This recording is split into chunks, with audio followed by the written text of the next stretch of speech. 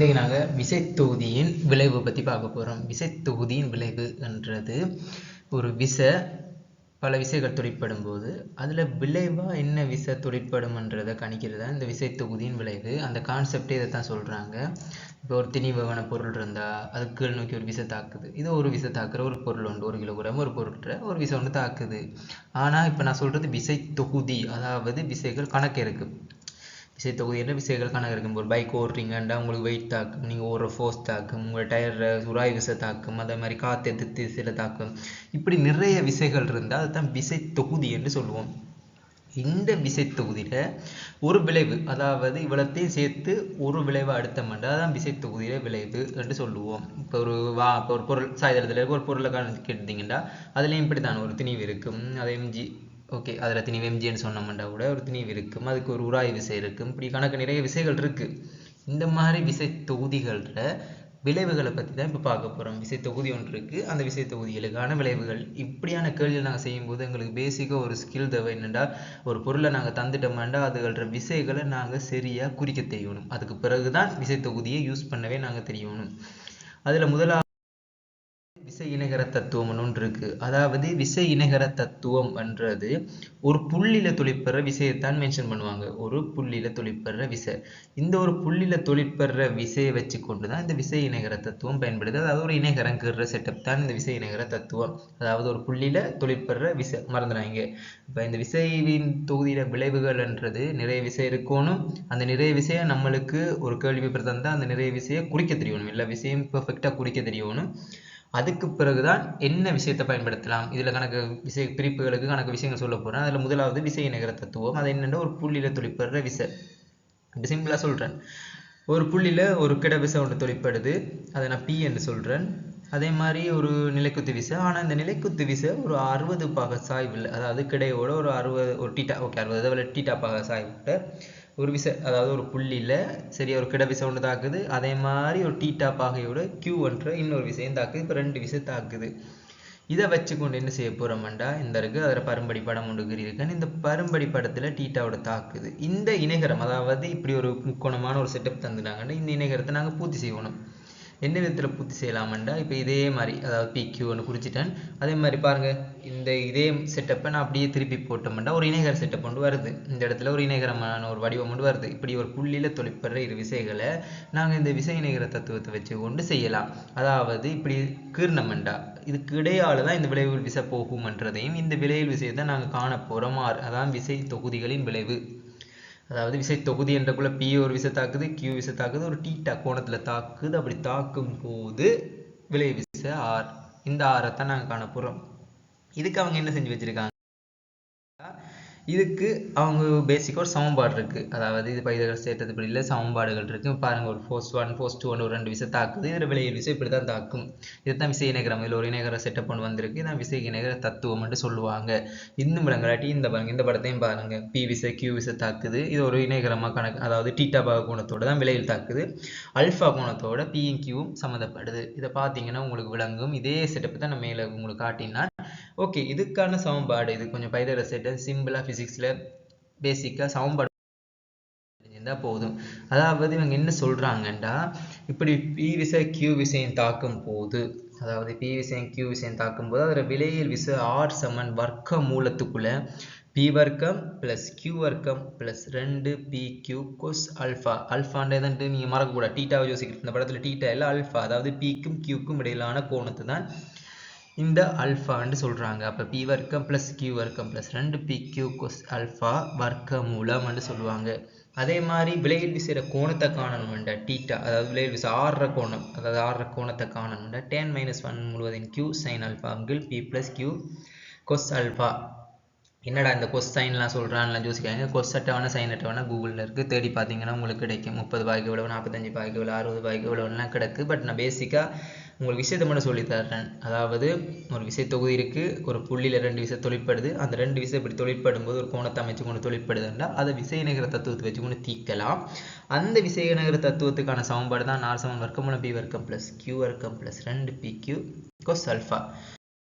சரி, அதுக்கான ஒரு விளக்கத்தை பார்ப்போம். இப்போ ஒரு 5 நியூட்டன் 12 நியூட்டன் இரு விசைகள் ஒரு புள்ளியில ஒரு 60 பாக சாய்வில் ஒரு விசை ஒன்று தாக்குதான் இப்போ விளைவில் பருமனை கேட்டிருக்காங்க. முதலாவது இதுக்கான பரம்படி படத்தை வரைவோம். நான் சொன்னேன் எப்பயுமே விசைக்கலி செய்யும்போது முதலாவது கட்டாயம் அங்கே இருக்க விசைகள் எல்லாத்தையும் நாங்கள் ஒழுங்காக குறிக்க தெரியணும். இதுக்கு பிறகு தான் ஃபிசிக்ஸே தொடங்க போகுது. மெக்கானிக்ஸ்ன்றதே இந்த விசைகளை வச்சு கொண்டு தான் போகுது.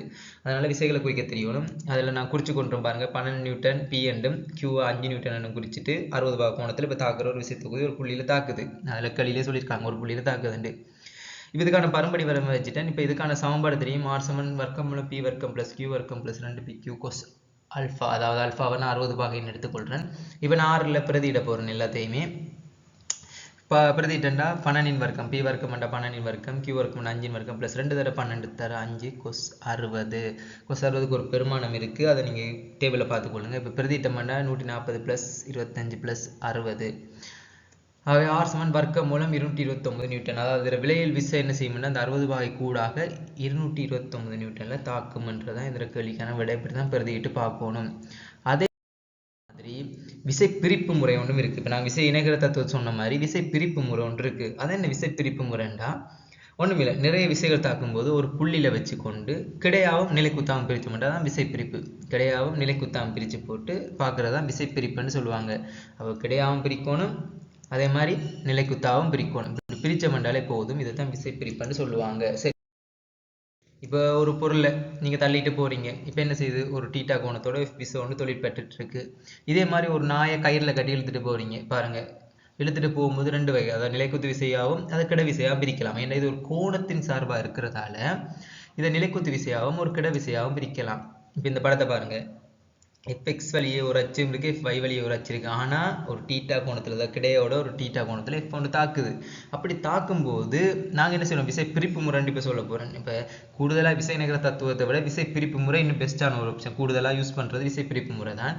விசை இணைக்கிற தத்துவம் ஒரு புள்ளியில் தொழிற்படுற 2 விசை. ஆனால் விசை இணைக்கிற தத்துவத்தை விட விசை பிரிப்பு இன்னும் கொஞ்சம் ஈஸியாக செய்யலாம். விசை பிரிப்பு தத்துவம் ஒரு வளம், அதாவது நிலை குத்தாவும் கிடையாமல் பிரிக்க. இப்போ இந்த பொருளை நான் கிடையா பிரிச்சேன்டா பாருங்கள், fxh வெளியே டீட்டா பாயோட பிரிச்சேன். நான் என்ன சொல்லியிருக்கேன், முதல்ல எரியத்துலேயும் சொல்லியிருக்கேன். இப்போ என்னது கோண சார்பாக பிரித்தா கொஸ் டீட்டான்னு சொல்லுவாங்க. என்னது கொஸ் டீட்டா, எஃப் கொஸ் டீட்டா.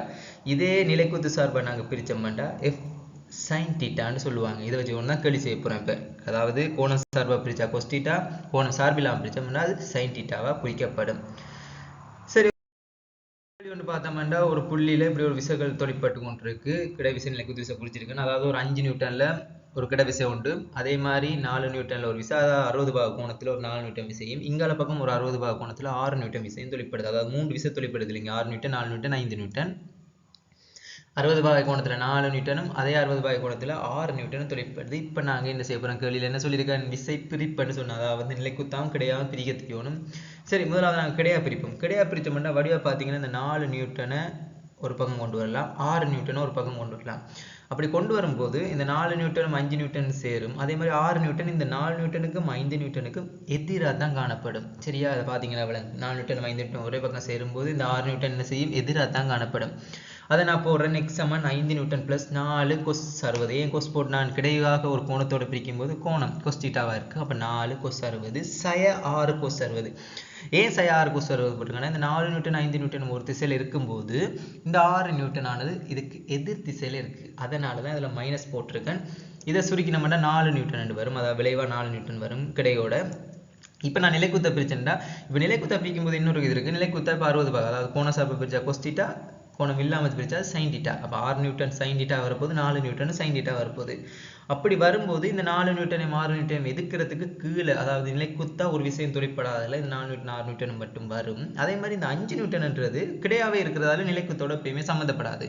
அதனால இந்த 6 நியூட்டன் 4 நியூட்டன் மட்டும்தான் சம்மந்தப்படும். பிரிச்செண்டா 6 சைன் டீட்டா + 4 சைன் டீட்டா. ஏன் ப்ளஸ் போட்டிருக்கேன்னா எல்லாம் ஒரே திசையில் இருக்குது. இதுக்கு எதிர்க்கிறதுக்கு ஒரு திசை இல்லை, அதனால் கூட்டி போட்டிருக்கேன். அதே மாதிரி இதை நான் கிடையில இருக்கிற அதாவது கிடையில இருக்க 5 நியூட்டன்ன்றது இந்த நிலைக்குத்தோட சம்மந்தப்படாது. கிடையோட இருந்தால் நிலைக்குத்தோட சம்மந்தப்படாது. அதே மாதிரி நிலைக்குத்தோட இருந்தால் கிடையோட சம்மந்தமே படாது. அப்போ இந்த வையை சுருக்கினா 5 வர்க்கமூலம் 3 நியூட்டன் வரும். இப்போ என்ன செய்ய போனால் விளைவு விசை காண போகிறேன். இந்த விளைவு விசை அதே சமன்பாடு தான். R = P வர்க்கம் + Q வர்க்கம் + 2PQ cos டீட்டான்னு சொன்ன மாதிரி அந்த 2PQ cos டீட்டா இருக்காது. இதில் என்ன செய்யும், வர்க்கம் மூலம் x வர்க்கம் + y வர்க்கம், அதாவது P வர்க்கம் + Q வர்க்கம் அந்த மாதிரி தான் இதுவும் x வர்க்கம் + y வர்க்கம். ஏன் இது கிடையாவும் நிலைக்குத்தாவும் பிரித்த பிறகு இதில் விளைவு விசை காண்ற ஒரு முறை. அப்போ அதுவே 4 வர்க்கம் + 5 வர்க்கம் மூலம் 3 வர்க்கம் வந்தா வர்க்கம் எல்லாம் இல்லாமல் போய் R = வர்க்கம் 91 நியூட்டன் தொழிற்படும். அதாவது 9.5 நியூட்டன் இருக்கும். இப்படிதான் நாங்கள் விலை விசை, அதாவது இதுக்கு முதல் நான் சொல்லி தந்தது விசை இணைகர தத்துவம். அதாவது ஒரு புள்ளியில தொழிற்படுற 2 விசையை மென்ஷன் பண்ணி ஒரு இணைகரத்தை வரைஞ்சி போட்டு அதுக்குள்ள விலைகள் அனுப்பி சமன்பாடு வச்சு யூஸ் பண்றது. இதை நட விசை பிரிப்பு கூடுதலாக இதை தான் எல்லாம் யூஸ் பண்ணுவாங்க. விசை பிரிப்பு நிலை குத்தாம் கிடையாது பிரித்து போட்டு விலையில் விசையை R = வர்க்கம் மூலம் x வர்க்கம் + 5 வர்க்கத்தில் பிரதியிட்டு விடையை காணுவாங்க. நோமலாக இருக்க ஒரு கேள்வி உண்டு. இதை விட்டு இன்னொரு திருப்பத்தை பார்க்க போறோம். விசை ஒன்ற திருப்பம்ன்றது நாங்கள் இது வரைக்கும் ஒரு புள்ளி நிறைய விசைகள் தாக்குறது, நிலைக்குத்தாம் கிடையாமல் பிரிக்கிறதும், அதே மாதிரி விசை இணைகரங்கிறது தான் பார்த்தினாங்க. இப்போ நாங்கள் பார்க்க போகிறது ஒரு கோலில் தாக்குற விசை ஒன்றது.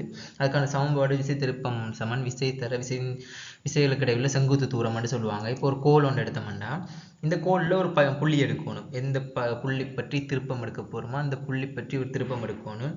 அந்த திருப்பம் எடுத்து போட்டு அதுகளுக்கு இடையிலான தூரம் இதான் விசைகளுக்கு இடையில செங்குத்து தூரம்னு சொல்லுவாங்க. இந்த செங்குத்து தூரத்துக்குள்ள தான் என்ன செய்யணும் விசை தாங்க பாருங்க. நான் இருக்க விசை கூட செங்குத்தாக தான் இருக்கு. இந்த தளம், அதாவது இந்த கம்புக்கு, அதாவது இந்த கோல்ல கம்பு ஏதாவது ஒன்று சொல்லலாம்.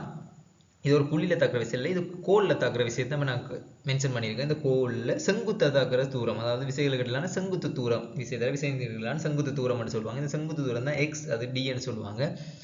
இதை இன்னும் விளக்கமா நீங்க பார்க்கணுமெண்டா இப்போ உங்களுக்கு ஒரு படம் ஒன்று காட்டியிருக்கேன். F1, F2, F3, F4, F5 விசைகளுக்கு தொழிற்படுது. இப்போ இதில் F3 பற்றினா திருப்பம், F3 அந்த விசை தொழிற்படுற பற்றி திருப்பம் ஒன்று எடுக்க போகிறேன். இப்போ வளஞ்சுழியா சுத்துறன் வைங்களேன், வடிவாக கேட்டுக்கொள்ளுங்க. F1, F2 வளஞ்சுழியா சுத்துறன். இப்படி சுற்றும் போது இந்த F1, F2, F5 இந்த F5 வடிவாக கேட்டுக்கொள்ளுங்க. F1, F2, F5 எல்லாமே ஒரு திசையில் வரும். இந்த F4 மட்டும் எதிர் திசையில் வரும். வடிவாக பாருங்க. F3 பற்றி ஒரு இமேஜினேஷன், கொஞ்சம் இமேஜினேஷன் வச்சு பாருங்க. இந்த F3 பற்றி ஒரு கோல் இப்படி சுத்தினா F1, F2, F5 இதெல்லாம் ஒரு திசையில வரும். F4ன்றது அதுக்கு எதிர் திசையில தான் வரும். அதே மாதிரி இப்போ F1க்கான ஒரு விசை திருப்பத்தை நாங்கள் எடுத்தோம்னா F1 தர x1 + x2 இருக்குமே, அதோட தூரம் அந்த விசை புள்ளி தொழிற்படுறதுலேருந்து இந்த F1 இருக்கிறான தூரம் x1 கூட்டல் x2 இருக்கு. அதே மாதிரி இந்த F2க்கான விசை திருப்பத்தை பார்த்தோம்னா F2 தர x2 இருக்கும். அதே மாதிரி F4க்கான விசை திருப்பம் F4 தர x3 இருக்கும். F5 தர x4 இருக்கும். அப்போ இது பற்றின ஒரு விசை திருப்பம் F1, F2, F5 ஒரு திசையில் இருக்கு, F4 எதிர் திசையில் இருக்கும்.